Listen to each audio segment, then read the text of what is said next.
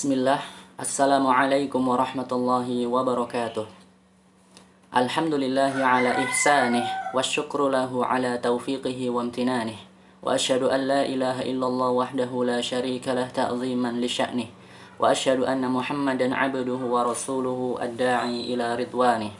Allahumma salli wa sallim ala nabiyyina Muhammadin wa ala alihi wa ashabihi wa ikhwanih.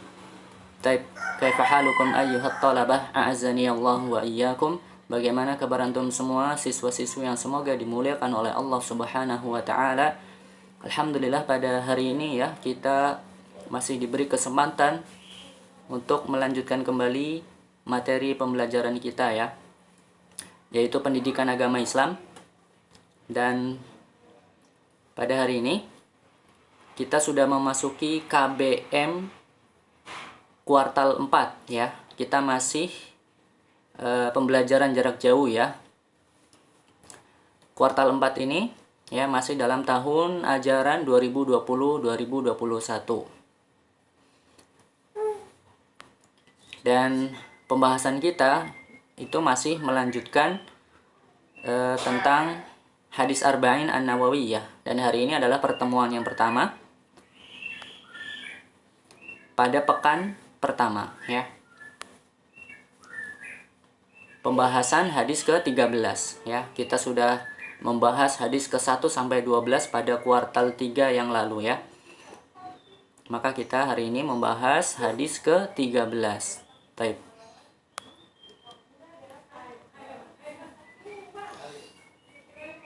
Ya, mungkin modulnya belum dapat ya. Semua belum mendapatkan modul ya, karena modulnya belum datang.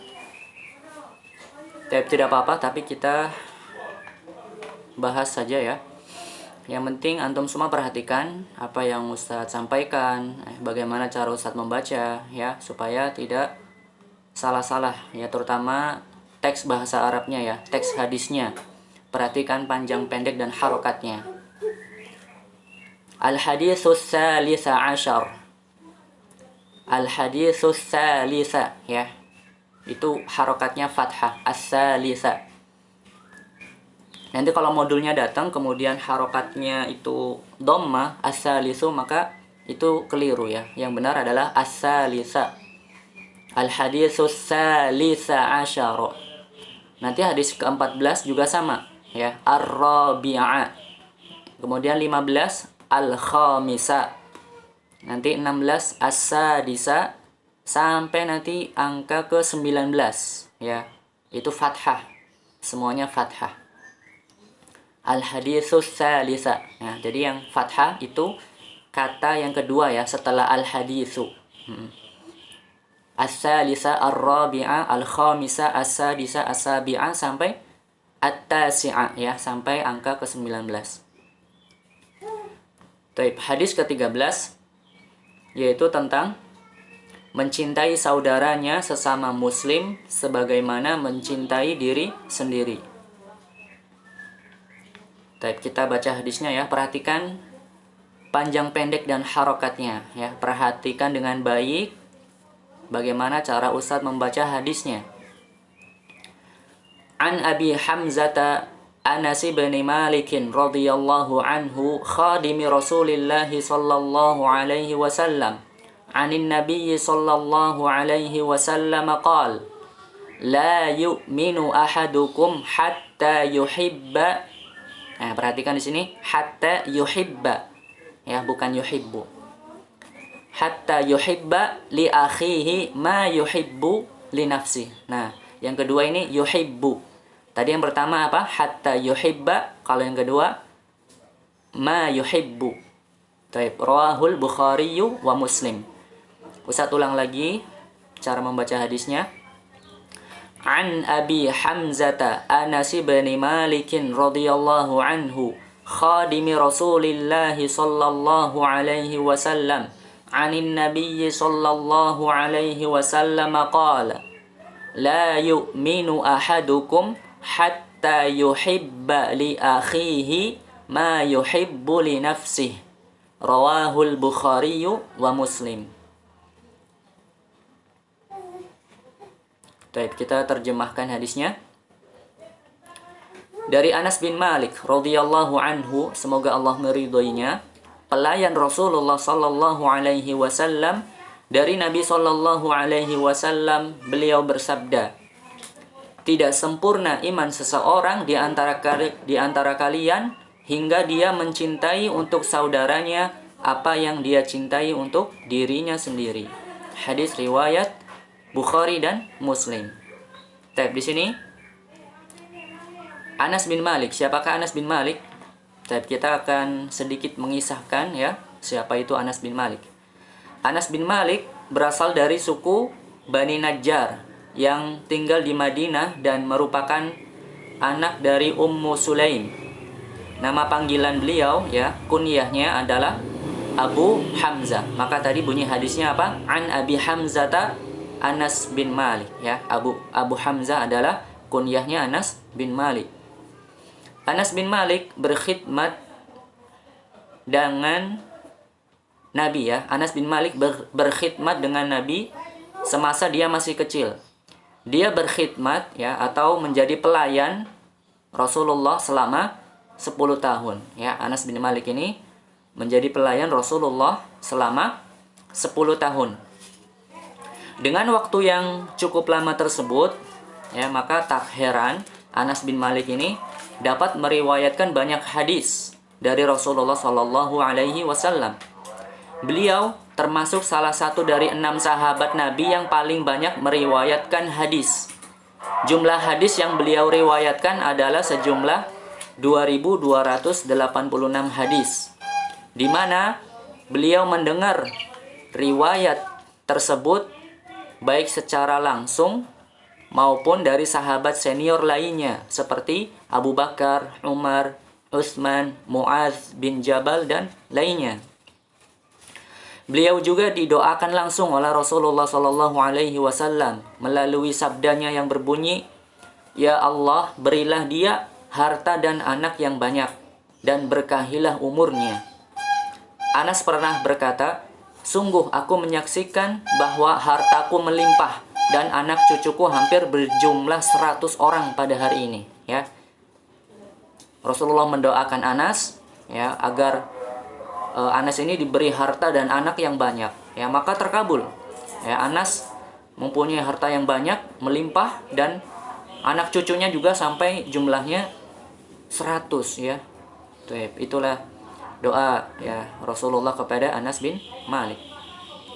Kemudian singkat kisahnya, Anas ini meninggal pada tahun 93 Hijriyah di Basra pada usia 103 tahun ya. Kita lanjutkan syarhul hadis ya, penjelasan hadis. Hadzal haditsu fihi bayanun anna min khisalil iman an yuhibbal mar'u li akhihi ma yuhibbu li nafsihi wa yastalzimu dzalika an yubghida lahu ma yubghidu li nafsihi. Hadis ini menjelaskan bahwa di antara bentuk keimanan adalah seseorang mencintai untuk saudaranya apa yang ia cintai untuk dirinya sendiri. Dan itu berarti pula membenci untuk saudaranya apa yang ia benci untuk dirinya sendiri ya. Para ulama berkata bahwa tidak beriman yang dimaksudkan adalah imannya seseorang tidak sempurna ya. Sebagian ulama mengatakan seorang mukmin dengan mukmin yang lainnya bagaikan satu tubuh ya. Jika satu dari anggota tubuhnya sakit, maka seluruh tubuh ikut mengeluh kesakitan dengan merasa demam dan tidak bisa tidur malam hari. Jika dia mencintai saudaranya, maka seakan-akan dia mencintai dirinya sendiri ya. Jadi jika seseorang ya, atau kita suka sama seseorang akan ketaatannya ya, dia melakukan ketaatan ya, atau dia mendapatkan kenikmatan ya, kita suka akan hal tersebut. Demikian juga bagi kita ya, kalau kenikmatan atau hal yang terjadi pada saudaranya itu terjadi kepada kita ya, maka kita menyukainya juga ya. Dan sebaliknya juga sama. Berlaku pada apabila dia tidak suka terhadap apa yang menimpa kepada saudaranya, dia juga tidak suka hal tersebut menimpa kepada dirinya sendiri. Ya, misalnya kalau kita aja tidak suka untuk barang kita dicuri, ya misalnya, maka orang lain juga sama seperti itu ya. Kita aja tidak mau seperti itu kan, maka orang lain jangan seperti itu kan, ya. Makanya kita harus berbuat yang adil seperti itu. Kemudian dari hadis tersebut bisa kita katakan bahwa tingkat keimanan seseorang berbeda-beda. Iman bertambah dengan ketaatan, berkurang dengan kemaksiatan. Ibnu Rajab Al-Hambali berkata mengenai hadis tersebut, di antara tanda iman yang wajib adalah seseorang mencintai saudaranya yang beriman lebih, ya, sebagaimana ia mencintai dirinya sendiri. Ia pun tidak ingin sesuatu ada pada saudaranya sebagaimana ia tidak suka hal itu ada padanya. Jika cinta semacam ini lepas, maka berkuranglah imannya. Sikap yang dilakukan oleh seorang muslim ketika melihat saudaranya yang melakukan kesalahan adalah menasehatinya, ya. Ibnu Rajab Al-Hambali berkata, jika seseorang melihat pada saudaranya kekurangan dalam agama, maka ia berusaha untuk menasehatinya, ya, membuat saudaranya menjadi lebih baik. Adapun jika muslim tersebut pelaku dosa besar, ya, seperti pemakan riba dan suka menggibah, maka orang tersebut dicintai sekadar dengan ketaatan yang ada padanya dan dibenci karena maksiat yang ia terus lakukan. Baik, kita lanjutkan. Fawaidul hadis. Sekarang kita memasuki faidah hadis, ya. Faidah hadis. Yang pertama, min alamati kamalil iman an yuhibbal mar'u li akhihi ma yuhibbu li nafsi. Di antara tanda sempurnanya iman seseorang adalah ia mencintai untuk saudaranya apa yang ia cintai untuk dirinya sendiri, ya. Tadi sudah dijelaskan di awal, ya. Kemudian yang kedua, al-haditsu dalilun ala anna min sifatil mu'min al-mustahabba an yuhibba li akhihi minal khairi ma yuhibbu li nafsi. Hadis tersebut menunjukkan bahwa salah satu ciri seorang mukmin yang dianjurkan adalah mencintai untuk saudaranya apa yang ia cintai untuk dirinya sendiri dari kebaikan. Kemudian yang ketiga, al-haditsu dalilun ala zammil ananiyah wal hasad wal hiqd wal karahiyah. Hadis ini menunjukkan tercelanya sifat mementingkan diri sendiri, ya, hasad atau iri dan dengki dan benci. Ya, wajib untuk meninggalkan hasad, ya, karena orang yang hasad pada saudaranya berarti tidak mencintai saudaranya seperti yang ia cintai pada dirinya sendiri. Bahkan orang yang hasad itu berangan-angan nikmat orang lain itu hilang, ya. Orang yang hasad itu berangan-angan nikmat yang ada pada saudaranya itu hilang, ya.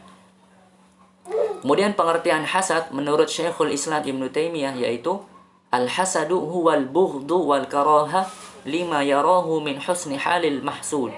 Hasad adalah membenci dan tidak suka terhadap keadaan baik yang ada pada orang yang dihasati, ya. Baik. Pertemuan kita cukup sampai sini, ya. Wallahu a'lam bishawab. Insyaallah kita akan lanjutkan pada hadis yang berikutnya pada pertemuan berikutnya. Kita tutup dengan doa kafaratul majlis. Subhanakallahumma wa bihamdika asyhadu an la ilaha illa anta astaghfiruka wa atubu ilaik. Wassalamualaikum warahmatullahi wabarakatuh.